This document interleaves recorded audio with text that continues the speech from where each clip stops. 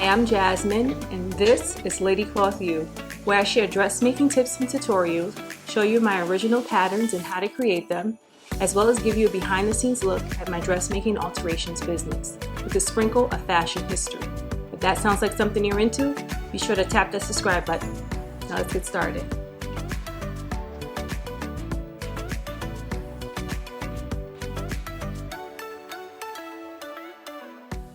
As always, we want to start off with the actual pattern layout, and here we have it broken down on A4 paper. It's broken up into 8 sections. You have your sizing, and we also want to make sure that we have printed this to scale. So I always go in and print that first page and make sure that that 1.5 inches that I have it scaled to is properly printed, and I just go and it looks like everything matches perfectly, so we're at a good place to start.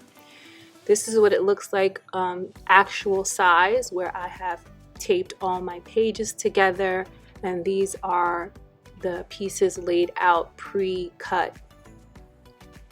I've decided to use a size 12 sample size, and this is what it looks like on the main fabric. I decided to go with a matte satin baby pink for my Cosette pattern.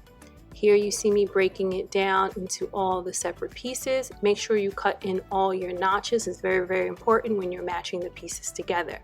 So I've gone to my machine and I've attached the middle panel, the side panel, and the side back panel. This is what it looks like in the interior. You can see I've clipped my edges and they match up quite nicely, and it coming across the princess seam. Okay, so now I'm going to set up my next few pieces, and this is going to be my side front, my side back, and my back panel. And it's always helpful to know because it has that little underarm seam where it just has that sort of curve there, and that's how you know you're on the right track. I used a backing for this to give the satin some more structure, so I use a non-fusible cotton interfacing in order to back this, and I did that with all the pieces. So if your fabric needs backing, you want to make sure, or interfacing, you want to make sure that you use this. I try not to use fusible because it does make the satin like rumple. Okay, so this is me making sure that I'm pattern matching, or I would say notch matching all my pieces, making sure those notches match, that way to ensure that all the pieces are aligning properly. And then you want to make sure you connect those together. Now I'm going to get my pins and pin this in place. I also, especially when I'm coming around a pretty intense curve, I also want to make sure that I hand tack it as well as baste it, only because it just makes sure that everything stays together. So I'm just showing you guys, these are all the other pieces that you need to attach. And this is what it looks like when all the pieces are attached. Mind you, it doesn't have a few structural components like cups, boning, or even the lining layer, so there's missing quite a few components, but I just wanted to give you guys just sort of like a rough look at what it looks like just put together. The neckline you may decide to drop on your own if you don't like that style. I always recommend also that you do a sample of any pattern you're using to make sure you're comfortable with the style before you go ahead and put it on the main fabric. This is just me showing you guys me now cutting out my lining. I used a taffeta. Again, I just like to make sure I recycle, so this white taffeta I had enough of, so I just decided to go ahead and use this. I'm clipping my notches the same way I did for the main fabric. This is what it looks like when all the pieces of my taffeta lining is sewn together. So this is all the panels sewn together. I'm showing you how to apply your boning. Right there in the middle seam, I just measured it out.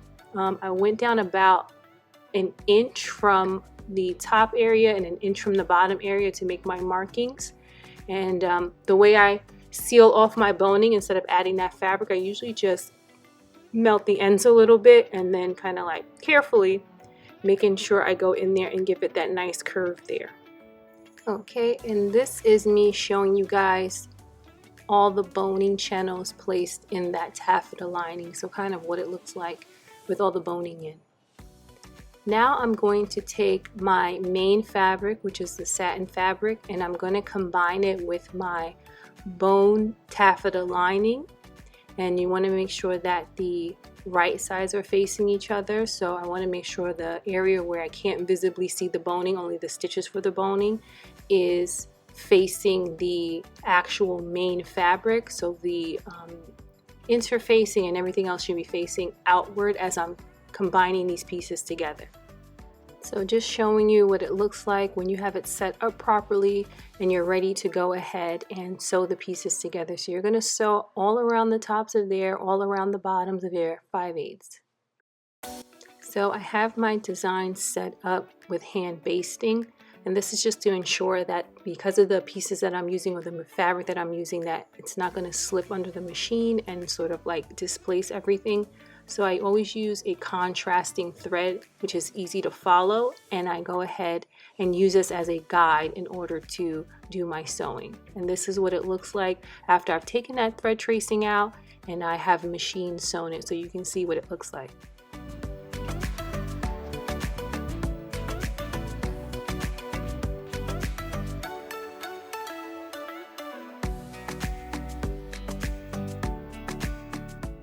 So this is our piece right side out. It is not yet pressed and we're missing a few things, but I just wanted to sort of show you how things look so far. We have our pieces put together and our boning in. So I just wanted to take you to the next steps of adding structure to your piece. So here I have marked off where I intend to place my cup. If you want to learn more about the different types of cups that are used in dressmaking and construction, be sure to check out my video all about cups, as well as even consider creating your own custom cups. It's also available in my Etsy shop. So I've decided to use this cup because I really needed a molded form to my cups. So, and a little bit of a push-up to get a lot of structure to this corset, Cosette pattern. So I'm just using those initial markers I created with the light orange thread, and I'm just going in and pinning it so that I can hand sew those in place.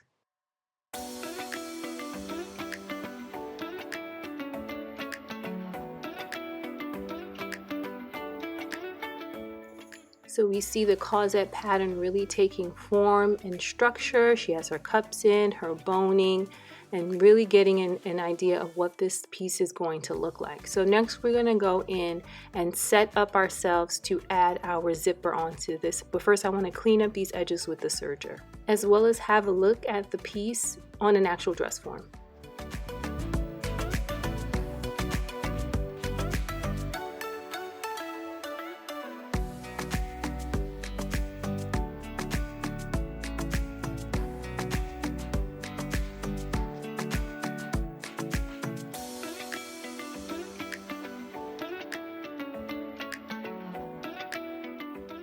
We've cleaned up our back area with the serger. I have it pinned together, and again, my tried and true method for always adding a zipper onto any of my garments is I pin it completely closed. I want to use that 5/8 seam allowance, and I pin it completely closed, and then I take my zipper and I attach it directly into that seam.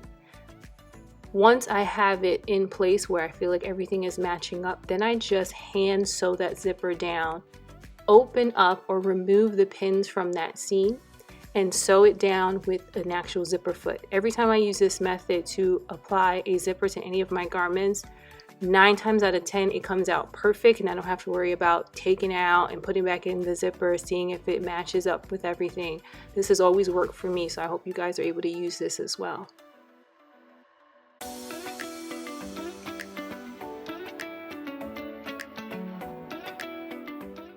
And this is the final result of the Cosette pattern. I love the way she came out. It looks beautiful. She's smooth. She has the right shape and the right structure, and I'm really pleased with the results of this pattern.